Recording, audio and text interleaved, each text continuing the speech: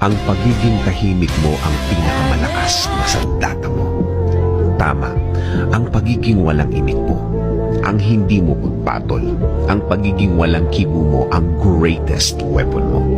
Habang patuloy ang pagsira ng ibang tao sa iyo, akala nila mahina ka, akala nila wala kang kalaban-laban, akala nila para kang hangin lang. Kahit naman ang hangin, kapag naipon, nagiging bagyo.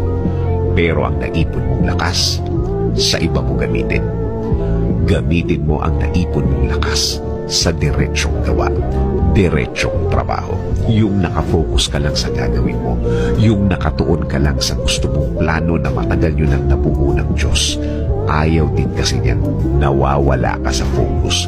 Gusto pa din niya na hindi ka mawawala sa focus. Hindi nawawala ang concentration. Kahit sa isang